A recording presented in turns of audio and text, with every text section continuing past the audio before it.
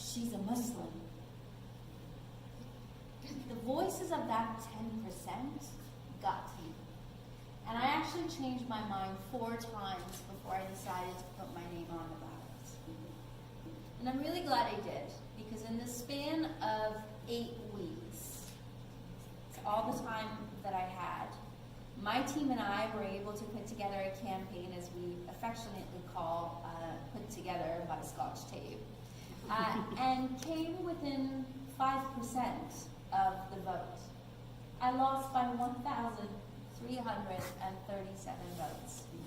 And for me, that was a victory. This was October 2014. Who was I? What woman in my lineage would have ever dreamed of an opportunity like that? And I'd done it, and I was going to wait my turn, and I was going to run for mayor again in 2018. Well, soon after that election night, the phone calls started, and I was asked to consider running for a few different parties. And I ended up choosing to run on the Liberal banner.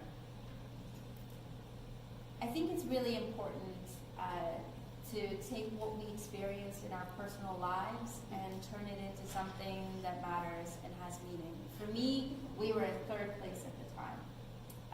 All the numbers were saying don't do it. But I needed to run with a leader that I was comfortable engaging with, and a team that I was going to be able to connect with and get good things done with. I ran, and I was welcomed with open arms. I'm an unlikely candidate. There's never been an Afghan Canadian in the Parliament of Canada. I would be the first woman elected from my riding, and yet the riding association and the volunteers that came around me said, "You're what we need, we're with you." Why am I sharing this with you? Each of us in our lives have dreamed big dreams that are scary. And there are a lot of people who are with us, quietly, whether we see them or not, and visibly and loudly. Somehow, for us women especially, the voices of the naysayers ring louder. So that's a collective challenge that we continue to have. It hasn't been that long since my experience. It's 2019. Women still only make up 27% of seats in Parliament. They still make up about 5% of CEOs in Canada. They still only make up about 16% of businesses majority owned by them.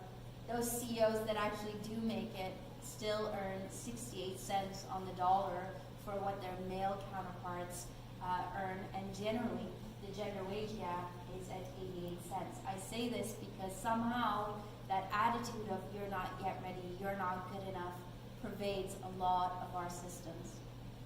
So my job as Minister for Women and Gender Equality is to work across government at the federal level, as well as provincial and territorial counterparts, with civil society organizations at the table, as you've always been. You've been doing this work long before governments realized it was smart to be feminist, because it was the right thing to do, and it grows the economy.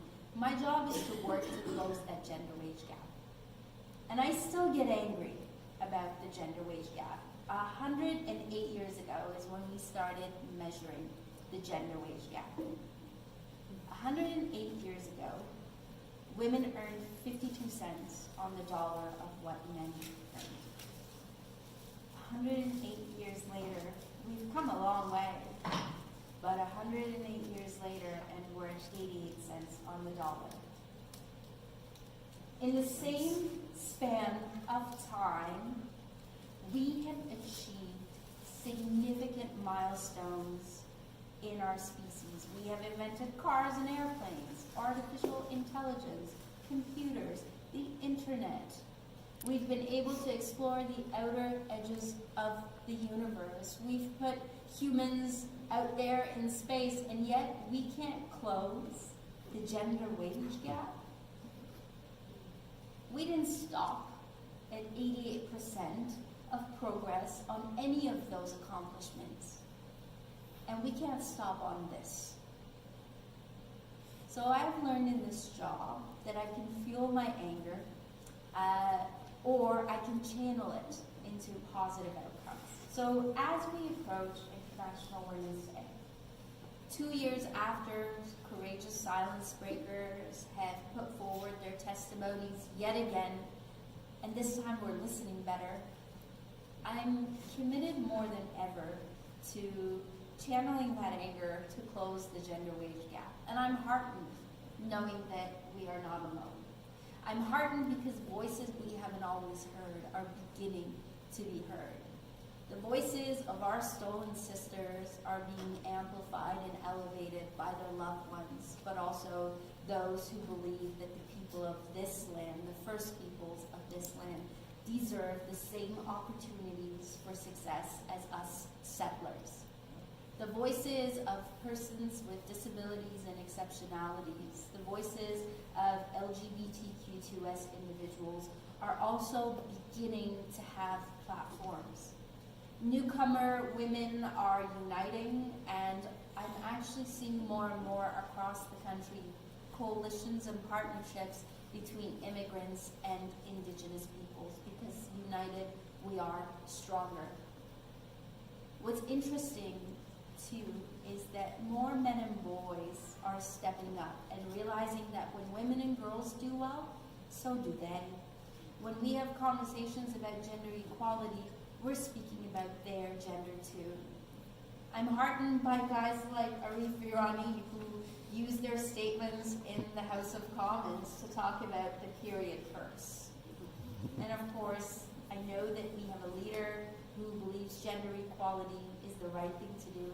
It's also going to add $150 billion to our economy over the next decade.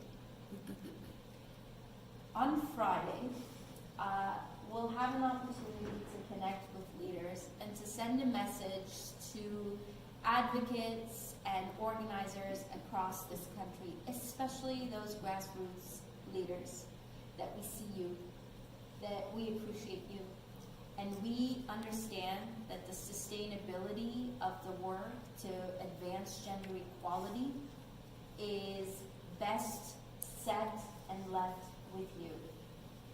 The sustainability of women's organizations is my #1 priority as Canada's Minister for Women and Gender Equality. Research shows that investing in grassroots organizations is likely to lead to the best possible change, sustainable change. You have the shortcuts. You know how to stretch every single dollar. And what you've asked across the country is uniform. Support us with funding beyond an election cycle. So I'm grateful to be at this table with leaders who've been doing this work long before people like me got angry enough to step up and try and do our part. And I'll close with this. We are part of the movement, a movement that we celebrate on International Women's Day, a movement that's existed long before any of us got here, and a movement that will continue long after we're gone.